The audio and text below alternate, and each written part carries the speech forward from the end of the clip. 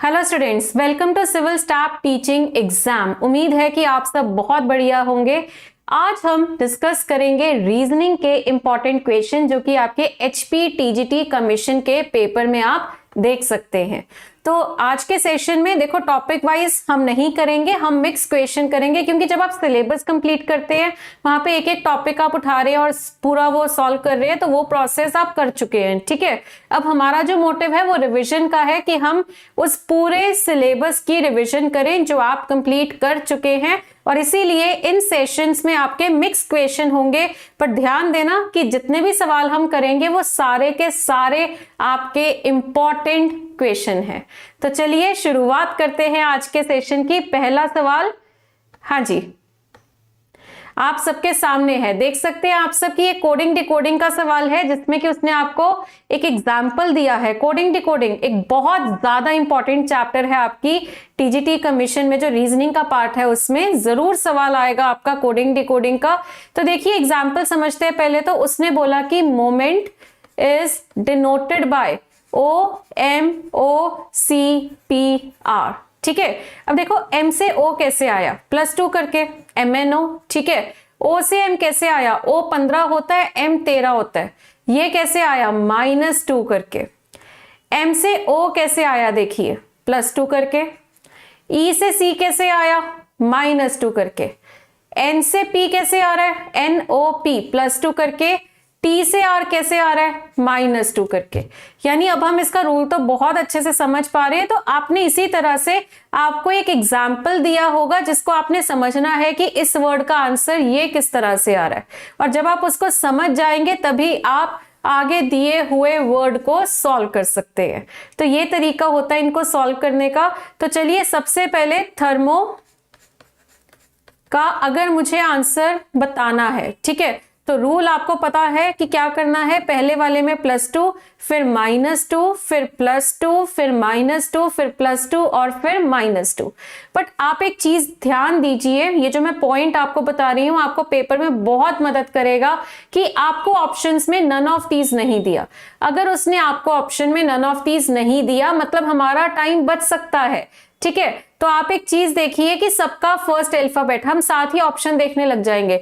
हर option का पहला जो है वो V है। ठीक है, तो ये तो पहला तो सॉल्व करो ही मत, क्यों टाइम वेस्ट कर रहे हो जब हर ऑप्शन में पहला सेम है। अगले में -2 हो रहा है, H होता है 8 में -2 करेंगे तो F आएगा। तो V के बाद F आपको C ऑप्शन में नहीं मिल रहा, देखिए V के बाद आपको E मिल रहा है, तो ये गलत है। V के बाद हमें F चाहिए। ठीक है, अब देखो थर्ड सब में सेम है, देखो इसमें भी G है, इसमें भी G है और इसमें भी G है।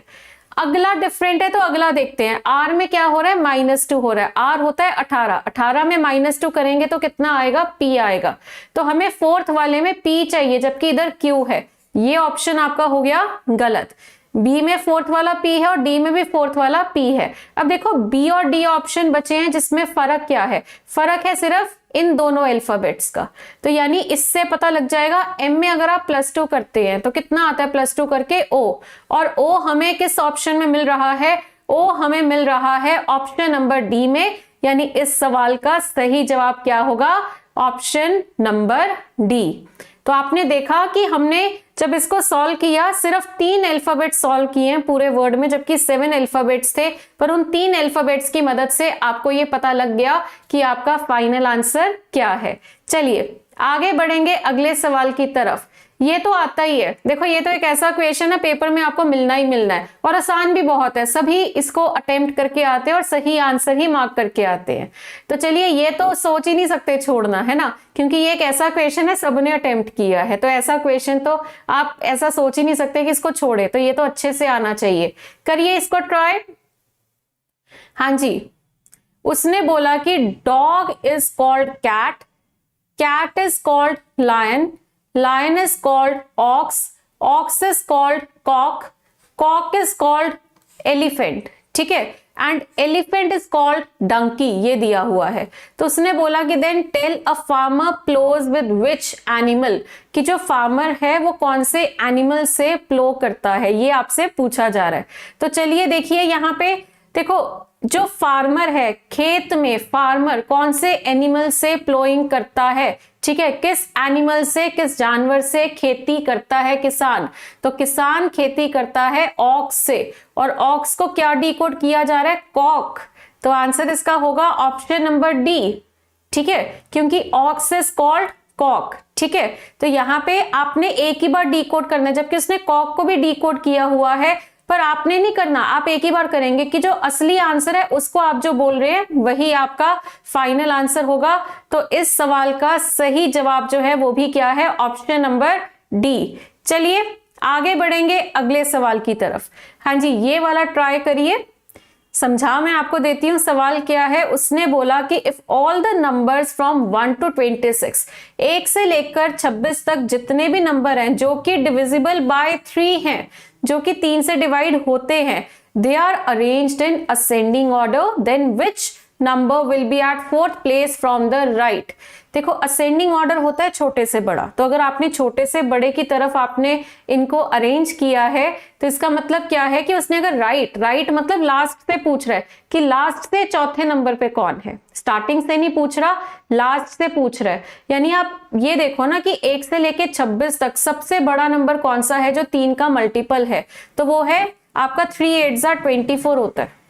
तो ये आपका राइट एंड से फर्स्ट कौन सा हुआ? 24। उससे पीछे कौन सा होगा? उससे पीछे 3 7 21, ठीक है, 3 6 18 और 3 5 15। अब इसके पीछे पीछे और भी बहुत सारे होंगे, पर हमें क्या चाहिए? 4th place from the right. तो ये राइट से पहला है 24, राइट से दूसरा है 21, राइट से तीसरा है 18 और राइट से 4th आपका कौन सा है? 15। तो इसका सही जवाब जो है वो क्या होगा? ऑप्शन नंबर बी, क्योंकि 15 उसने आपको ऑप्शन नंबर बी में दिया है। ठीक है, तो इसका आंसर है option number B, that is 15। ठीक है, चलो ये आपका आंसर है। अगले सवाल की तरफ चलते हैं। ब्लड रिलेशन का सवाल है, जल्दी से ट्राई करिए। हाँ जी, देखिए इसका सही जवाब आपके हिसाब से क्या होगा।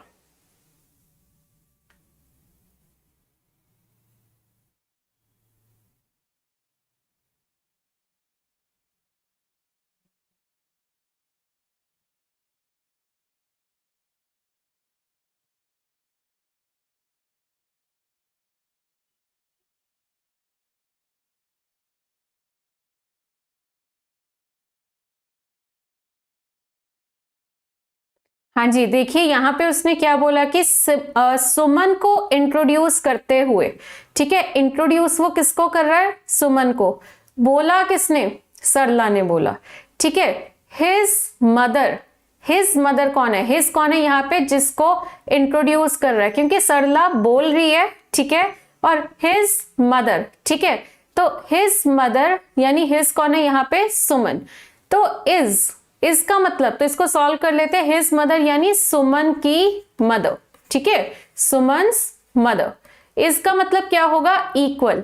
इसके बाद जब आप राइट हैंड साइड को सॉल्व करेंगे, शुरू किससे करेंगे हम? माय से। माय कौन है? स्पीकर, और स्पीकर मतलब बोलने वाली कौन है? सरला। ठीक है, अगर सरला बोल रही है तो चलिए माय मदर, ठीक है, तो माय मदर का मतलब क्या है कि आपकी मदर, खुद को सरला मान लीजिए, आपकी मदर की ओनली डॉटर। अब जो आपकी मम्मी है, आपकी मम्मी की इकलौती लड़की, वो या तो आप खुद हो या फिर वो आपकी बहन है।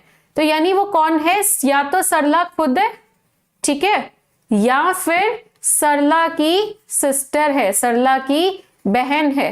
तो अब ये समझ के आ रहा है हमें कि सुमन की जो मम्मी है, ठीक है, वो सरला है या फिर सरला की बहन है। ठीक है, तो इसका मतलब क्या है? उसने पूछा कि how is Sarla related to Suman. ठीक है, सुमन की मम्मी है सरला, तो इस हिसाब से तो सरला क्या आती है? मदर आती है। तो अगर आप ध्यान दो, एक ही ऑप्शन है मदर वाला, है ना। अगर वो सुमन की मम्मी, अगर सपोज सुमन की मदर जो है वो सरला की सिस्टर होती, ठीक है, तो सरला होती आंट। पर देखिए ऑप्शन बता रहे हैं, अब आपको डाउट है बट ऑप्शन बता रहे हैं कि ऑप्शंस ने क्या बोला कि वो क्या है? मदर है। ठीक है, क्योंकि आंट वाला ऑप्शन आपको दे ही नहीं रखा, तो आंसर इसका क्या होगा इस हिसाब से? Option number D. ओके, चलो अगला सवाल, हाँ जी, ये एक बहुत छोटी छोटी पजल्स भी आ जाती है आपके टीजीटी के एग्जाम में कई बार, और ये तो मतलब बहुत आसान है। पजल नाम सुनने में भयानक लगता है, पर जब आप इसको सॉल्व करेंगे आपको ये बहुत ज्यादा आसान लगेंगी। हाँ जी, करिए इसको ट्राई। देखिए ये तो ना बोलते बोलते मतलब पढ़ते पढ़ते भी सॉल्व हो जाता है। पूरा सोल्यूशन बनाना है तो वो भी मैं आपको बता दूंगी। दोनों तरीके इसके हम डिस्कस करेंगे। तो चलिए देखिए इसका आंसर क्या होगा।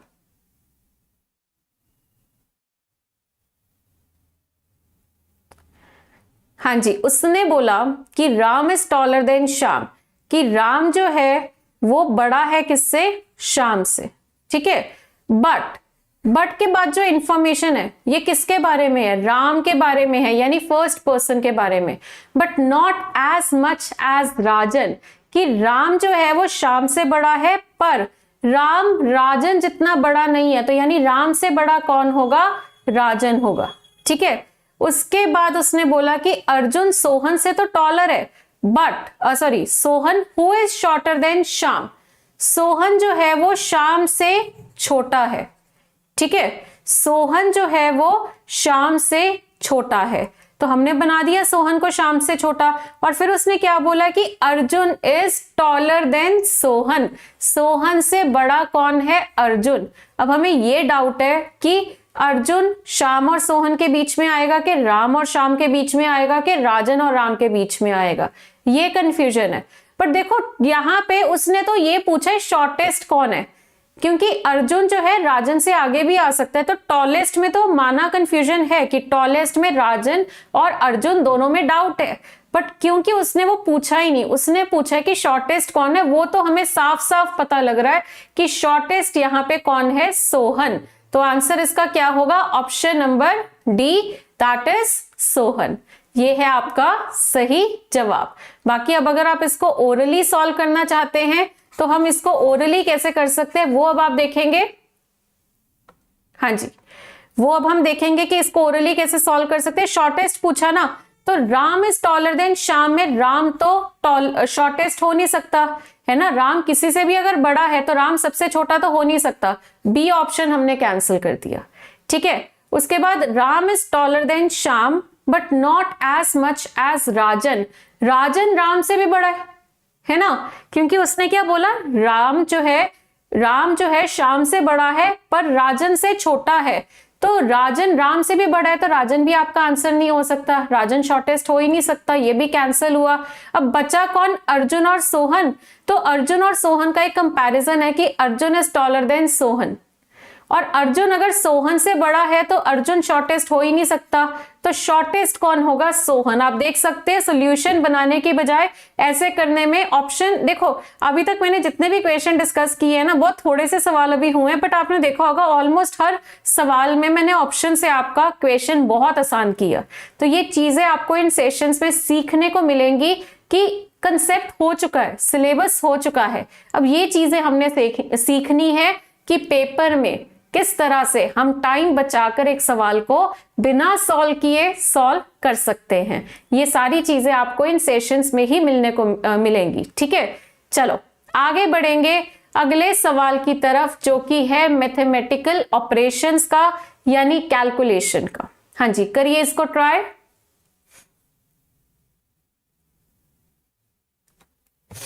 हाँ जी, देखिए कैलकुलेशन है, कुछ भी नहीं है इस सवाल में, बहुत आसानी से हो जाएगा ये। हाँ जी, 16a, a का मतलब क्या है? a मीन्स प्लस, तो 16 प्लस 4, उसके बाद b का मतलब है माइनस, 4 माइनस 3, फिर 3c4, c का मतलब है डिवाइड, 3 डिवाइडेड बाय 4, और d का मतलब क्या है? मल्टीप्लाई 2।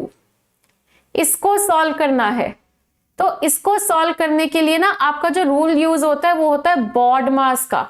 बॉड मास का मतलब क्या होता है कि जब भी हम किसी इक्वेशन को सॉल्व करेंगे सबसे पहले हम ब्रैकेट्स को सॉल्व करते हैं, फिर हम ऑफ को सॉल्व करते हैं, फिर हम डिवाइड करते हैं, फिर हम मल्टीप्लाई करते हैं, फिर हम ऐड करते हैं, और उसके बाद हम क्या करते हैं? सब्ट्रैक्ट करते हैं।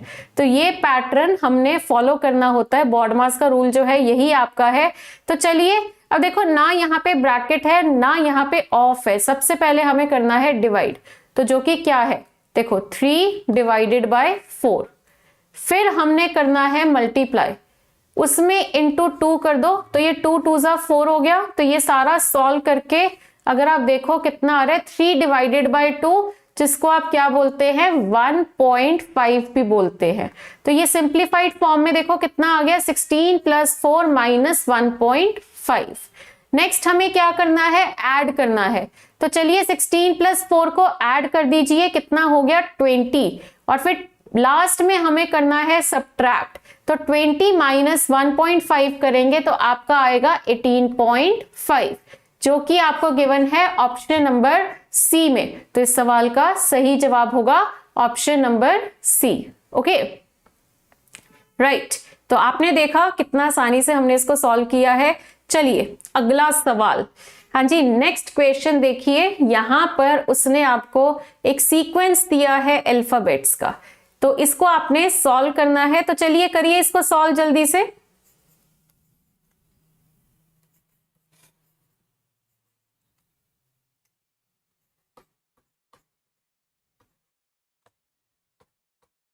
ओके तो J14M के बाद हमें देखना है कि क्वेश्चन मार्क की जगह पर आपका क्या आएगा। हाँ जी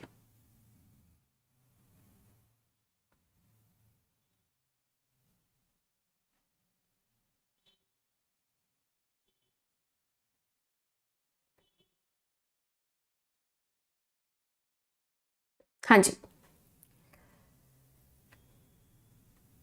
उम्मीद है आपका क्वेश्चन जो है वो सॉल्व हो गया होगा। तो चलिए करते हैं अब हम इसको ट्राई। इसमें उसने आपको बोला कि B से F है, F से J है, ठीक है। B होता है सेकेंड अल्फाबेट, F होता है 6th, J होता है 10th। तो सेकेंड से 6th पे हम कैसे आ रहे हैं +4 करके, 6 से 10th पे हम कैसे आ रहे हैं +4 करके, फिर +4 करके आपका आएगा 14। 14 का मतलब क्या होता है n, ठीक है। तो यहाँ पे n आपको कहां पर मिल रहा है, आपको n जो मिल रहा है वो एक ही ऑप्शन में मिल रहा है, जो कि है एक ऑप्शन नंबर A और दूसरा आपका है ऑप्शन नंबर C, ठीक है। तो आपका B ऑप्शन और D ऑप्शन जो है ये दोनों हो गए गलत, ठीक है। अब हमारे दो ऑप्शन बचते हैं A और C, जिनमें देखो नंबर सेम है 30-30।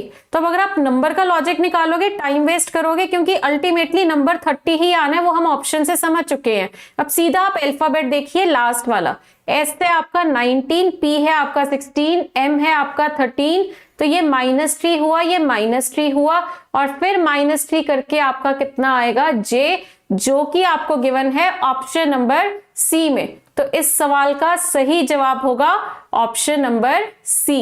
तो उम्मीद है कि ये क्वेश्चन आपको बहुत अच्छे से क्लियर हो गया होगा। चलिए आगे बढ़ेंगे अब हम नेक्स्ट क्वेश्चन की तरफ। ये वाला ट्राई करिए अब आप सब।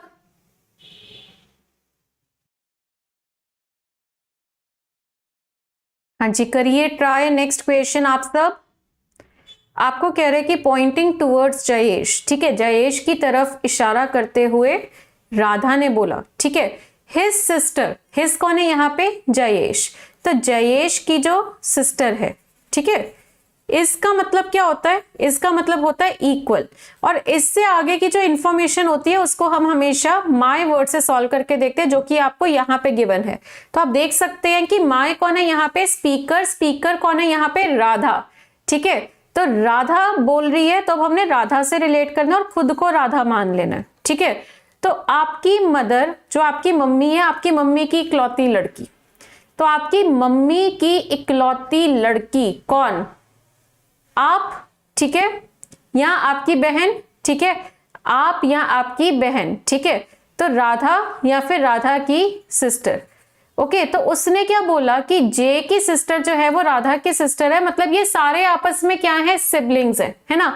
और अगर ये सारे आपस में सिबलिंग्स है तो उसने पूछा कि how is Radha related to Jayesh, तो बस फिर राधा जो है वो जयेश की क्या लगती है, सिस्टर लगती है, ठीक है। तो आंसर इसका क्या होगा, ऑप्शन नंबर डी, ठीक है, इसका सही जवाब है डी ऑप्शन। चलिए अगला सवाल आप सबके सामने है, जो कि रैंकिंग का है। करिए इसको ट्राई अब आप सब। बहुत अच्छा सवाल है, पेपर में आया है आपके, एक बार आ रखा है पेपर में तो आ भी सकता है। तो चलिए करके देखिए इसका आंसर क्या होगा।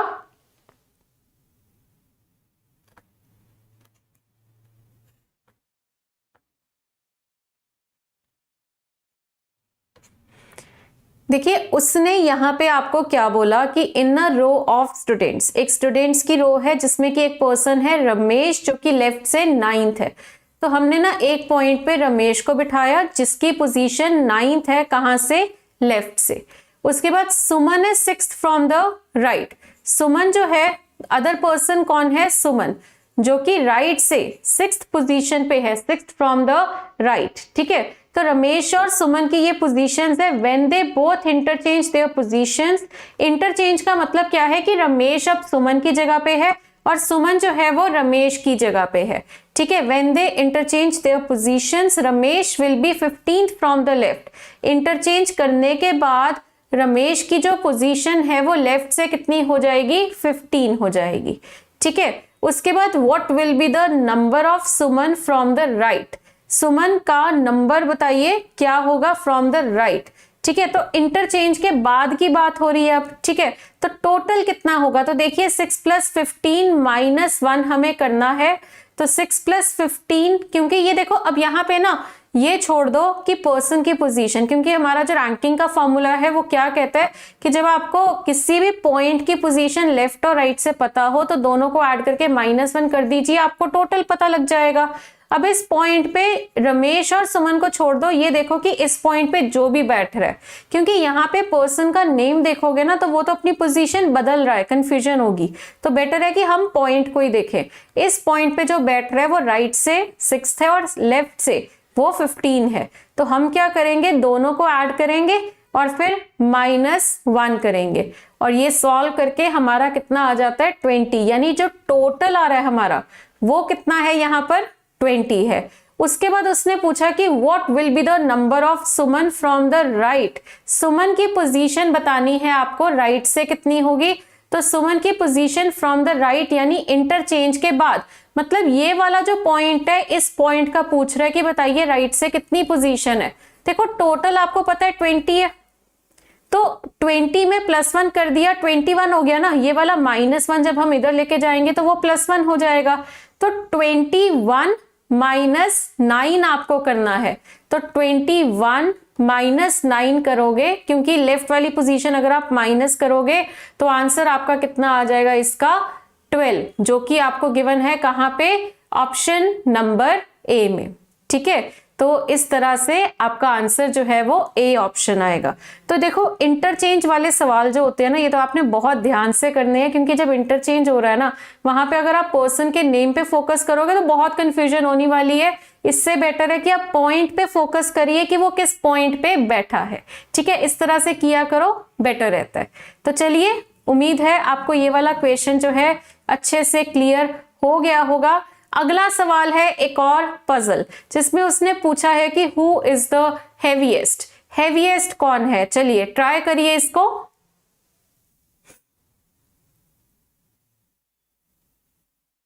हाँ जी, देखिए इसमें हेवीएस्ट कौन है। अब आप देखो पूरा सोल्यूशन बनाना है, पूरा बना लो।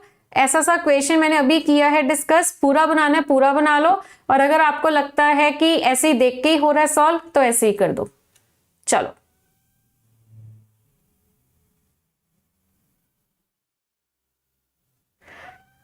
चलो बच्चे, यहां पर उसने बोला सबसे पहले कि Ram Prakash is heavier than Mathur.